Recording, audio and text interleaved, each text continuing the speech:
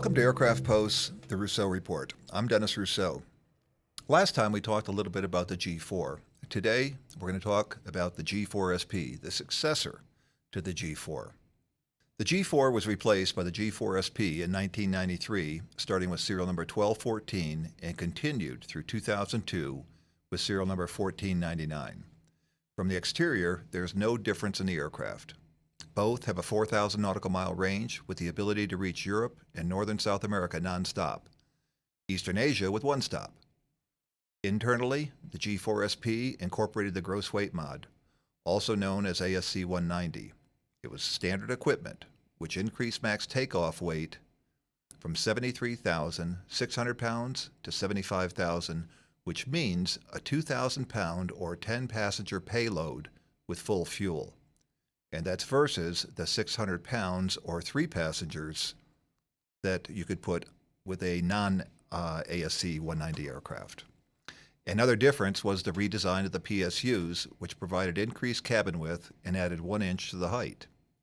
All G4 series interiors were 3-zone, and although some aircraft continued to be customized, most became standardized with a 4-place club in the forward cabin, 2 singles opposite a 3-place divan mid-cabin, and a 4-place conference group aft with an aft galley and aft lav. Not to suggest that all interiors were cookie cutter, because the colors, fabrics, carpet, and wood veneer did change from aircraft to aircraft, depending on the owner's tastes. The first 39 G4SPs had the same avionics suite as the G4. Then at serial number 1253, while the look, architecture, and layout of the system remain unchanged, the avionics were upgraded to the SPZ 8400. That featured improved situational awareness, new display options, and more pilot-friendly features. Also, the FMS was upgraded to the NZ2000 nav computer. It had increased memory for flight plans, waypoints, and more runways, as well as an upgraded performance computer. There were other upgrades throughout the production span, such as the installation of a fiberglass tail cone in 1996 that cut 80 pounds from the aircraft weight. In 2000, at serial number 1400, MSG3 maintenance became standard. This maintenance is based on a task-oriented program that reduces scheduled maintenance and downtime some 20%. Other upgrades that were cut into production were the Primus 880 radar, Mode-S transponder, enhanced ground proximity warning system, dual GPS, and TCAS 2000. As well, a new lightweight rudder reduced weight by 90 pounds, and as mentioned previously, the task-oriented maintenance program was introduced at serial number 1400 as standard. At serial number 1500, Gulfstream rebranded the 4SP, the G400, which falls in line with the successors, the G450 and 550. The main difference between the 4SP and 400 were the optioned avionics on the 4SP became standard on the G400, with a better warranty for engines and interior.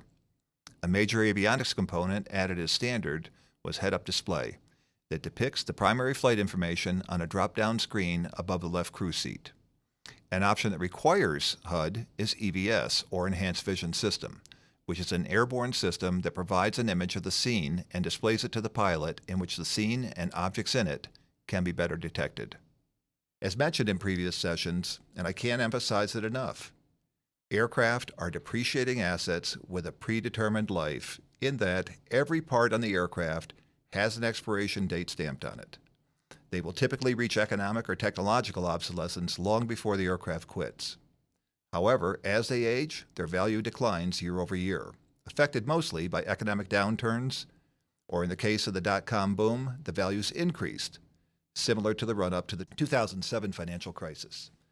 As depicted in the chart, after 25 years, this 1994 G4SP has nearly reached salvage value. Yes, the aircraft will continue to fly, and yes, you can refurbish and modify it to meet the requirements of future air navigation. But at what cost? If the aircraft value is $2 million and you need to put $2 million into it, what do you have in 5 years? Certainly not $4 million, as market depreciation will continue. Last but not least, let's take a look at what's going on in the G4SP market. The current market shows 28 available aircraft, representing 8.3% of the fleet. Average days on the market are 274, and ask prices range from $1.9 to $6.1 million. Sales over the last 6 months are showing 20 aircraft, average days on the market 160, and selling prices ranging from $1.5 to $7 million. Where will the markets go? It's anyone's guess. For AircraftPost's Rousseau Report, I'm Dennis Rousseau. Stay tuned. Next time, we'll have some information and talk a little bit about the G450.